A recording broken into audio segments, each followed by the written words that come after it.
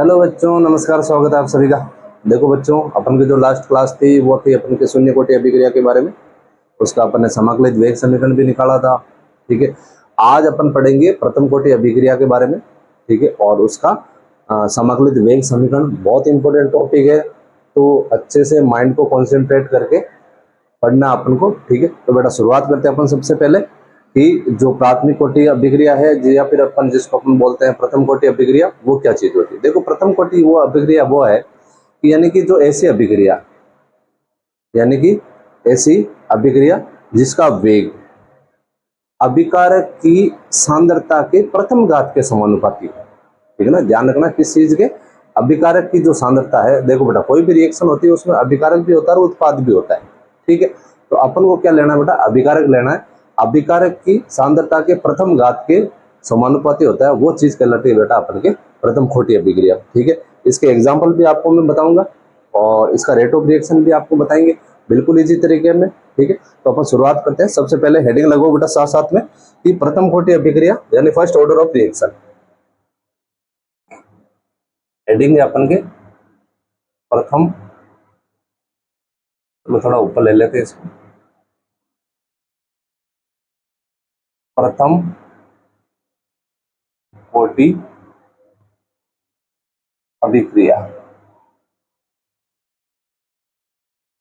ठीक है, यानी फर्स्ट ऑर्डर ऑफ रिएक्शन।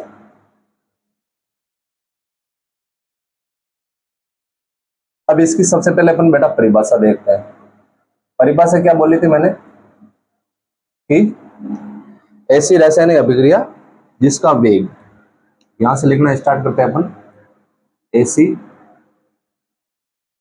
रासायनिक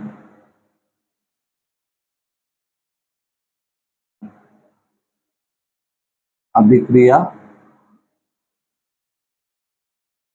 जिसका जिसका वेग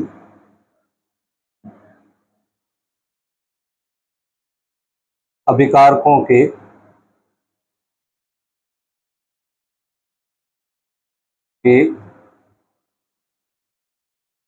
सांद्रता या अभिकारकों की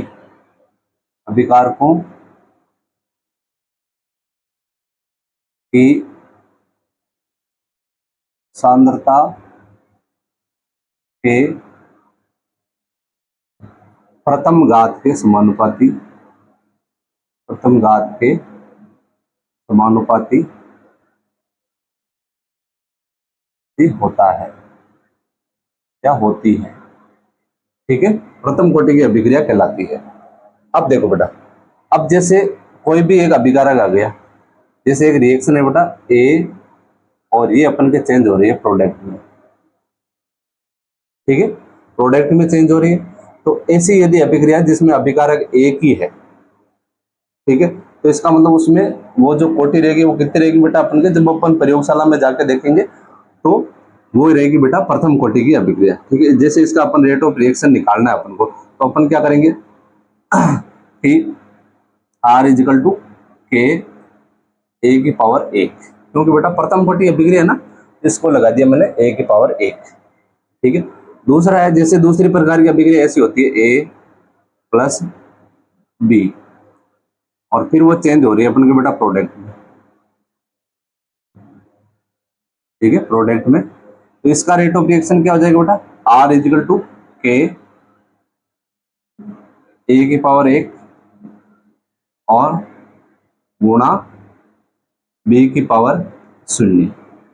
ठीक है, अब आप इसकी पावर शून्य और इसकी पावर एक कर सकते हो, उसमें कोई नुकसान वाली बात नहीं है। ठीक है ना, ये चीजें मैंने आपको पहले ऑलरेडी सिखा दी है। ठीक है ना, कभी कैसे होती है, इसलिए मैं बार बार बोलता हूँ बेटा प्लेलिस्ट के हिसाब से चलो, आपको प्रत्येक कॉन्सेप्ट है वो अच्छे से क्लियर होगा। ठीक है, अब जैसे मैं बोल दूं कि कोई भी रिएक्शन है और वो डायरेक्ट यदि प्रोडक्ट में चेंज हो रही, तो इसका यदि अपन रेट ऑफ रिएक्शन निकालें, ठीक है, तो क्या होगा, R इजिकल टू के R की पावर एक, एक लगा भी सकते हो नहीं भी लगा सकते हो, उसका मतलब तो एक ही है। ठीक है ना, आप यहाँ एक लगाओगे तो भी एक मान्य होने वाला, नहीं लगाओगे तो भी उसका एक मान्य होने वाला है। ठीक है, तो ये चीज होती है इसकी रेट ऑफ रिएक्शन के बारे में।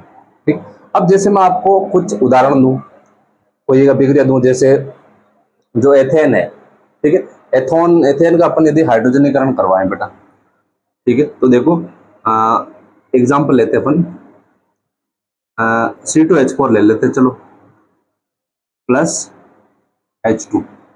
ठीक है, ये उत्प्रेरक की उपस्थिति में, जैसे पीटी उत्प्रेरक ले लिया तो चेंज हो जाएगी बेटा C2H6 के अंदर। ठीक है, ये जो गैस है ना बेटा H2 शुद्ध गैस है और अधिक मात्रा में है, और यदि कोई भी गैस या कोई भी विलायक यदि अधिक मात्रा में है तो उसकी जो सांद्रता है वो अपन को शून्य माननी है। ठीक है, तो इसका जो रेट ऑफ रिएक्शन है वो हो जाएगा बेटा R इजिकल टू के C2H4। ठीक है, R इजिकल टू क्या हो जाएगा बेटा के C2H4, क्योंकि इसकी तो शून्य है, आप लिखो तो भी ठीक है, नहीं लिखो तो भी ठीक है। ठीक है ना। दूसरा चलो एक एग्जांपल और ले लेते हैं, एक एग्जांपल और लेते हैं अपन कि जैसे जो रेडियम होता है 88 पे होता है रेडियम, और इसका जो परमाणु भार है वो होता है बेटा 236।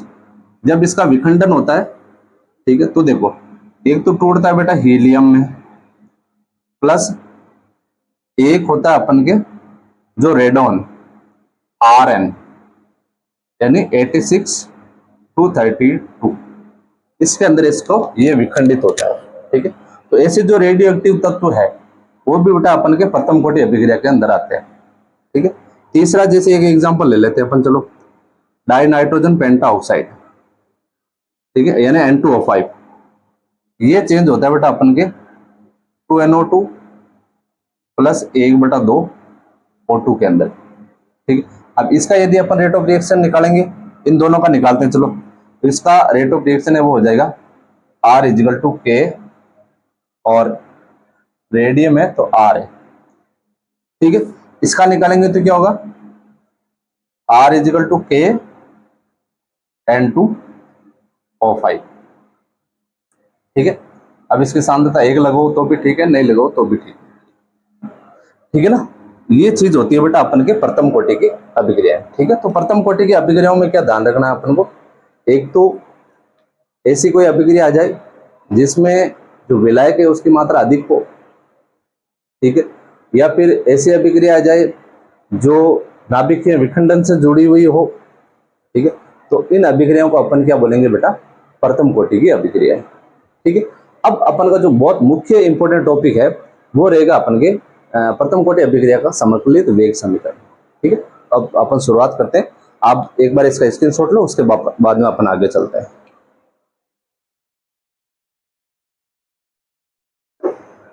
अब देखो बेटा नेक्स्ट है अपन के समाकलित वेग समीकरण। ठीक है, प्रथम कोटि का निकाल रहे हैं, तो जैसे कोई भी रिएक्टेंट है ये अपन के चेंज हो रहा है बेटा प्रोडक्ट में। ठीक है, जब प्रोडक्ट में चेंज हो रहा है तो आपको पता है कि मैंने एक परिभाषा बताई थी बेटा प्रथम कोटि की अभिक्रिया में कि जो अभिक्रिया का वेग है वो समानुपाती होता है अभिकारक की प्रथम घात के समानुपाती। ठीक है, अब मैं ये समानुपाती का चिन्ह यहां से हटा रहा हूं, तो यहां लगा दिया बेटा मैंने स्थिरांक के आर। ठीक है, यहाँ 1 लगाओ तो भी ठीक है, नहीं लगाओ तो भी ठीक है, क्योंकि सबको पता है कि इसकी घात एक ही होने वाली। ठीक है, ये चीज आ गई बेटा समझ में सबके कि मैंने ये क्यों लिया है। अब मैं क्या करूंगा बेटा, इसका अवकलन करूंगा मैं। अवकलन करने पर ध्यान देना बेटा, करने पर क्या हो जाएगा, जब अपन अवकलन करेंगे तो मैंने शून्य कोटि अभिक्रिया के अंदर बताया था आपको कि भाई अवकलन किस प्रकार करते हैं। तो देखो इसका हो जाएगा d minus D R upon D T equal to K R. ठीक है, ये हो गया बेटा अपन के। अब देखो ये जो माइनस क्यों लगा बेटा, क्योंकि देखो रिएक्टेंट है, जैसे जैसे अभिक्रिया चलती है वैसे वैसे अभिकारक की सांद्रता कम होती है और प्रोडक्ट की सांद्रता बढ़ती है, इसलिए अभिकारक के लिए हमेशा माइनस यूज करते हैं, प्रोडक्ट के लिए प्लस यूज करते हैं। ठीक है, ये चीजें अपन ने फर्स्ट क्लास के अंदर मैंने बता दी थी, फिर भी आपकी जानकारी के लिए मैंने ये चीज बता दी आपको। अब देखो minus D R upon D T equal to K dot R. ठीक है, अब मैं क्या करूंगा बेटा कि इस डी टी को और माइनस को इधर लेके जा रहा हूं मैं, ठीक है, और इस आर को इधर लेके आ रहा हूं, तो क्या हो जाएगा D R upon R equal to K dot D T. अब मेरे को इसका समाकलन करना है बेटा। समाकलन करने पर समाकलन की प्रोसेस तो बहुत लंबी हो जाती है, लेकिन अपन को सिर्फ ये मान क्या प्राप्त होता है वो उससे मतलब रखना है, क्योंकि जो बायो वाले बच्चे हैं उनके ये चीजें काम आने वाली है नहीं। ठीक है, तो अपन को ज्यादा लोड नहीं लेना है। जो बायो मैथ्स वाला बच्चों को तो वैसे पता है समाकलन कैसे करते हैं, ठीक है, लेकिन फिर भी बायो वालों को बच्चों को सिर्फ एक ही लाइन याद रखना है। वो लाइन क्या याद रखनी है बेटा, देखो कि जब इसका समाकलन करेंगे तो अपन को प्राप्त होगा, यानी ln है बेटा, ये ln यानी natural log r equal to के टी और प्लस आई। इसमें जो आई है ना वो है बेटा अपन के समाकलन स्थिरांक, समाकलन स्थिरांक। ठीक है, अब देखो, अब मेरे को क्या करना है, ये अपन को प्राप्त हो गया बेटा। इसको चलो समीकरण नंबर कर देते हैं अपन एक। ये माइनस था ना बेटा यहाँ पे, इसको इधर लेके आए, ये माइनस आ गया यहाँ पे। ठीक है, ये अपन के वापस माइनस आ गया। ठीक है, अब देखो ये हो गया अपन के समीकरण नंबर एक। ठीक है, इस माइनस को मत भूल जाना बेटा आप। ln r माइनस के डॉट टी प्लस आई, आई का समाकलन स्थिरांक कर दिया अपन ने, आई समाकलन स्थिरांक के रूप में ले लिया। अब मेरे को क्या करना है बेटा, कोई भी अभिक्रिया है जब अपन उस अभिक्रिया को शुरुआत करते हैं बेटा, ठीक है, तो उसकी प्रारंभिक सांद्रता को अपन 0 से स्टार्ट कर रहे हैं। ठीक है, यानी जो t0 है, जो समय का मान अपन जो 0 ले रहे हैं, उस समय जो सांद्रता का मान है वो अपन के क्या ले रहे हैं बेटा, r0 ले रहे हैं, यानी कि r0 का मतलब है उसकी प्रारंभिक सांद्रता। ठीक है, तो ये मैं लिख रहा हूं बेटा, यदि t इजिकल टू 0 है तो जो बेटा सांद्रता है वो है अपन के r0, और ये r0 है ना बेटा, ये अपन के प्रारंभिक सांद्रता है, प्रारंभिक सांद्रता। ठीक है, इसका ध्यान रखना बेटा। अब देखो बेटा, मैं t की जगह 0 रख रहा हूं, r की जगह r0 रख रहा हूं, तो क्या हो जाएगा ln r0 equal to minus के डॉट 0 प्लस आई। ठीक है, ये कैंसिल हो गया यहां से, क्योंकि 0 को किसी से गुणा करेंगे तो 0 ही होने वाला है। ठीक है, अब क्या प्राप्त हो गया बेटा अपन को, देखो प्राप्त हो गया अपन को ln r0 इजिकल टू आई। ठीक है, ये चीज अपन को प्राप्त हुई है। अब इसको समीकरण एक में रखना है बेटा, तो यहां लिख देता हूं मैं आई का मान समीकरण एक में रखने पर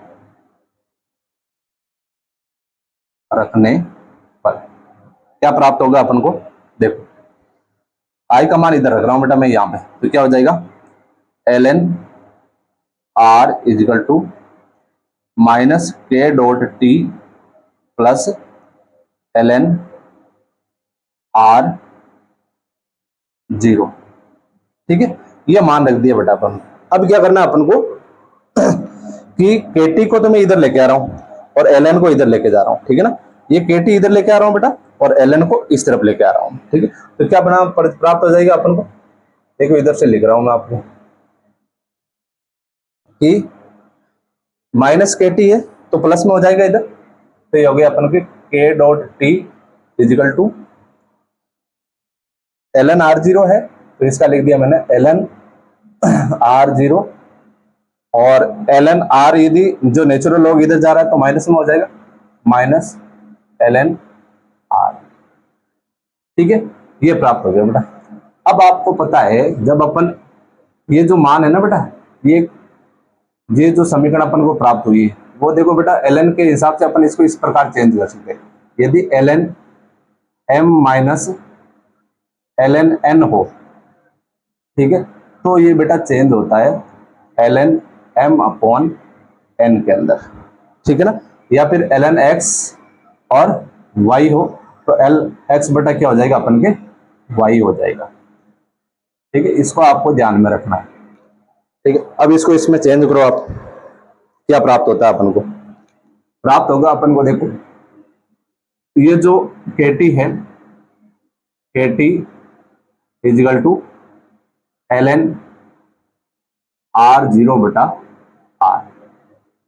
ठीक है, ये प्राप्त हुआ बेटा अपन को फिलहाल तो। ठीक है, अब मेरे को किसका निकालना बेटा? मान K का मान निकालना, तो क्या हो जाएगा? K इजिकल टू 1/T और फिर अपन लेते हैं बेटा इसका ln R0 बटा R। ठीक है, ये मान अपन को प्राप्त हुआ है।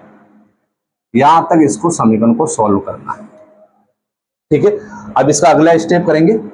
यहां तक तो समझ में आ गया होगा मैंने क्या किया है। ठीक है, अब इसका एक बार आप स्क्रीनशॉट लो, उसका बाद में बेटा अपन इसका अगले स्टेप पे चलते हैं। ठीक है, आप एक बार स्क्रीनशॉट लो इसका। अब देखो बेटा इसका अगला स्टेप क्या है। T0 पे अपन ने निकाला था बेटा, अब देखो अपन समय T1 पर करते हैं। ठीक है, तो समय T1 पर ध्यान देना बेटा, यहां लिख रहा हूं मैं समय T1 पर। ठीक है, T0 पे अपन ने पहले लिखा था, पर समीकरण समीकरण कौन से काम में लेने बेटा? देखो अपन को एक समीकरण अभी प्राप्त हुई थी, वो समीकरण कौन सी थी? देखो एक प्राप्त हुई थी, देखो आप नोट्स के अंदर ln R equal to minus KT। ठीक है, और इधर हो गया बेटा अपन के प्लस क्या हो जाएगा अपन के ln R0। देखो बेटा एक समीकरण ये प्राप्त हो रखी है से, इससे अपन को निकालना बेटा। ठीक है, उसमें T0 किया था, यहाँ पे अपन को T1 लेना है। ठीक है, तो देखो बेटा, और T1 समय पर जो अभिकारक की सांद्रता है वो अपन के जैसे पहले ले रहे थे बेटा R0 ले रहे थे। ठीक है, R ले रहे थे, अब लेंगे अपन वहां पे R1 ले लेंगे। ठीक है, ज्यादा कोई चेंज नहीं करना अपन को, सिर्फ बताइए ध्यान रखना है कि देखो T1 समय पे क्या हो जाएगा? ln है, इसको बेटा मैं R1 लिख देता हूं इजिकल टू माइनस के T1 प्लस ln R0। ध्यान देना बेटा, ये समीकरण प्राप्त हुई अपन को T1 समय पर। अब यदि मैं T2 समय पर निकालूं इसी समीकरण के द्वारा, T2 पर इसी समीकरण से कौन सी वाली? ये जो अपन का समीकरण है। ठीक है, आप चाहो तो इस समीकरण को वहां पे समीकरण नंबर 2 लगा के आप डायरेक्टली लिख सकते हो कि समीकरण नंबर 2 से। ठीक है, तो इसका क्या हो जाएगा बेटा? ln ये R1 था, तो ये क्या हो गया बेटा अपन के R2 equal to minus KT2 plus ln R0। ठीक है, ये हो गई समीकरण नंबर 1 और ये हो गया बेटा समीकरण नंबर 2। अब क्या करना है मेरे को कि ये जो समीकरण नंबर 1 है, इस समीकरण 1 में बेटा समीकरण 2 का क्या करना है? माइनस करना है। ठीक है, तो यहां लिख देता हूं मैं समीकरण 1 में से समीकरण 2 घटाने पर, समीकरण 1 में से समीकरण 2 घटाने पर ध्यान देना बेटा क्या होगा अपन के? देख ln R1 minus ln R2 equal to minus KT1 plus ln R0। ठीक है, अब ये वाली समीकरण उतार रहा हूं बेटा, माइनस करना है तो ये माइनस, अब फिर इसके सामने माइनस है तो एक काम करता हूं मैं इसको कोष्टक में लिख देता हूं, minus KT2 plus ln R0। ठीक है, यहां तक तो समझ में आ गया। अब पहले अपन इसको सोल्व करते हैं बेटा, कोष्टक वाले की कहानी सलटाते हैं अपन। तो क्या हो जाएगा? ln R1 minus ln R2 equal to minus KT1 plus ln R0, और ये माइनस इंटू माइनस क्या हो जाएगा? प्लस KT2 और प्लस का क्या हो जाएगा? Minus ln R0। ठीक है। अब देखो बेटा कौन सा कट रहा है अपन के, इसमें जो कट रहा है उसको काट दो, प्लस एल एन से माइनस एल एन कट गया। अब क्या बचा अपन के पास में, L N R one minus L N R two equal to minus K T one है और प्लस के टी वन है। ठीक है, तो इसको मैं इस प्रकार लिख सकता हूँ के t two minus K T one, तो ये लिख दिया के t two minus K T one. के को कॉमन ले लें इसमें, तो ये हो जाएगा अपन के L N R one minus L N R two equal to के t two minus T one. ठीक है, अब क्या करना बेटा, मेरे को इस के का मान निकालना है, तो ये किस में चला जाएगा, भाग में चला जाएगा। ठीक है, तो देखो जब ये भाग में चला जाएगा तो जो अपन को मान प्राप्त होने वाला है, ठीक है, वो अपन के प्राप्त होगा बेटा, देखो कि के इजिकल टू,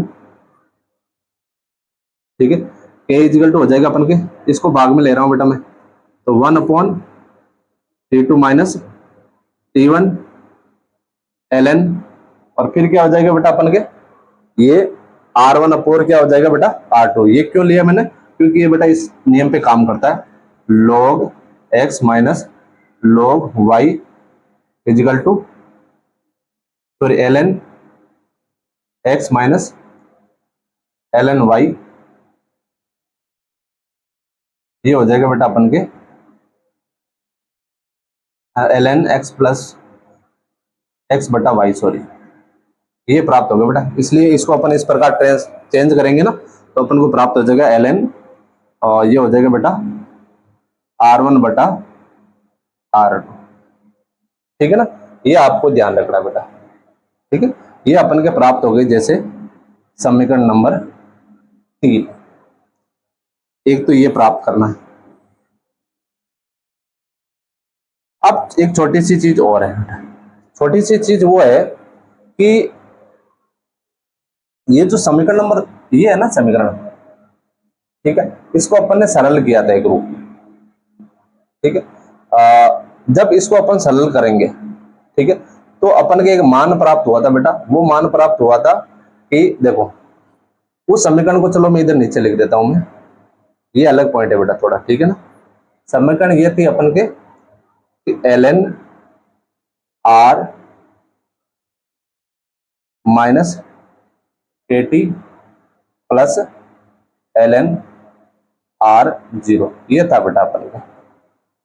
ठीक है, इसको अपन ने आगे सोल्व किया था, सोल्व क्या किया था, ये बराबर है ना बेटा, बराबर minus K T L N R zero. ठीक है, जब अपन ने इसको सोल्व किया था तो क्या किया था बेटा, के टी को इधर लेके आए थे और एल एन को आर जीरो। ठीक है, तो अपन यदि मैं इसको डायरेक्ट सिर्फ इधर लेके आ जाऊं, ठीक है, तो ये किस में चला जाएगा बेटा, भाग में चला जाएगा, तो क्या हो जाएगा L N R upon R zero equal to minus K T, ये भी प्राप्त हो सकता है आपको। ठीक है, अब यदि इस समीकरण के दोनों तरफ में यदि लघु गुणक लूं, दोनों तरफ यदि मैं क्या लूं, लघु गुणक लूं, तो ध्यान देना बेटा, दोनों तरफ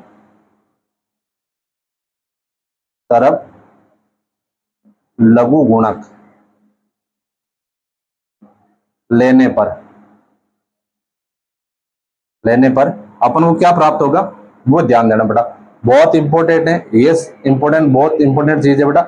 ये प्राप्त होगा बेटा R equal to R zero और ई की पावर माइनस के टी, यानी इसको स्थिर करने के लिए ये चीज की है अपन ने। ठीक है, तो इसका ध्यान रखना आप, बहुत इंपॉर्टेंट है। इसको मैं चलो एक डिब्बे में बंद कर देता हूं आपके लिए। ठीक है, ये इंपॉर्टेंट है बेटा, ध्यान रखना आप। एक ये अपन के न्यूमेरिकल में काम आएगा, ठीक है, और एक जो अपन को पहले प्राप्त हुआ था। ठीक है, अब दोनों के बीच में यदि मेरे को ग्राफ बनाना है बेटा, इसके बीच में एक तो एल एन आर, ठीक है, ये वाला कहां गया एल एन आर, ठीक है, और एक में बनाओ बेटा समय के बीच में ग्राफ, तो अपन को कैसा प्राप्त होगा, यानी प्रतिम कोटि अभिक्रिया के लिए एल एन आर एवं टी के मध्य ग्राफ। तो यहां लिख देता हूं मैं, चलो एक पॉइंट छोटा सा है, वो पॉइंट रहेगा अपन के कि प्रथम कोटि अभिक्रिया के लिए कोटि अभिक्रिया के लिए ln r व t के मध्य ग्राफ। ठीक है, जैसे जैसे समय बढ़ता है बेटा वैसे वैसे अभिकारक की सांद्रता घटती है। ठीक है, तो ये इधर हो गया बेटा अपन के ln r और इधर हो गया बेटा t। चलो t की लिखने की जरूरत नहीं, ये हो गया अपन के। अब इसके बीच में जो ग्राफ बनेगा ना बेटा वो इस प्रकार का बनेगा अपन। ठीक है, ये जो डाल है ना बेटा, ठीक है, यहां से प्रारंभिक है बेटा, प्रारंभ हो रही r0 और ये जो इसका जो डाल का मान है वो माइनस में आएगा बेटा, क्योंकि डाल कहां हो रही है, नीचे उतर रही है। ठीक है ना, तो इस ग्राफ का आपको अच्छे से ध्यान रखना है। क्या पता आपको पूछ ले कि k का मान क्या होगा, तो माइनस डाल के रूप में चलेगा ये। ठीक है ना, तो ये चीज हो गई बेटा अपन के किसके बारे में, सॉरी प्रथम कोटि अभिक्रिया के बारे में। ठीक है, अब कुछ चीजें और है। ठीक है, अब यदि मैं बोल दूं आपको कि भाई इसका आपको लघु गुण लॉग करना है बेटा, किसका, इसका यदि अपन को लॉग करना है, ठीक है, तो क्या हो जाएगा बेटा, देखो एक चीज बता रहा हूं मैं यहाँ पे, इसको ध्यान से देख लेना। लॉग में परिवर्तन करने पर, परिवर्तन करने पर, ठीक है, और आपको पता है जो ln होता है ना बेटा, ln x, इसको log में चेंज करने के लिए अपन क्या करते हैं, 2.303 log x में परिवर्तित करते हैं। ठीक है ना, ln, तो ध्यान रखना बेटा ये जो चेंज होगा log में वो कैसे हो जाएगा अपन के, k इजिकल टू, इंपॉर्टेंट है ध्यान रखना, k इजिकल टू, एक की जगह मैं लिख देता हूं डायरेक्ट अपन के 2.303, तो 2.303 बटा T2 minus T1, T2 minus T1, ln की जगह हो जाएगा बेटा log, फिर हो जाएगा बेटा R1 बटा R2, R1 बटा R2। ठीक है, इसको आप ब्रैकेट में बंद कर लेना, बहुत इंपॉर्टेंट चीज है ये। एक इसका ये भी न्यूमेरिकल होगा बेटा। ठीक है, तो इसमें अपन के ये एक इंपॉर्टेंट हो गया, इंपॉर्टेंट। तो ये है बेटा अपन के प्रथम कोटि अभिक्रिया के बारे में। एक छोटा सा टॉपिक और है वो अपन अगले ही क्लास के अंदर लेंगे, और एक तो जैसे अपन के जो प्रथम कोटि अभिक्रिया ना उसके लक्षण के बारे में, और एक अपन पढ़ेंगे बेटा कि दाब की विधि के द्वारा प्रथम कोटि अभिक्रिया में क्या परिवर्तन होता है उस चीज के बारे में। ठीक है, मिलते हैं बेटा नेक्स्ट क्लास में। थैंक यू, विजिट अगेन, आप इसका स्क्रीनशॉट ले लेना। ठीक है, मिलते हैं नेक्स्ट क्लास में।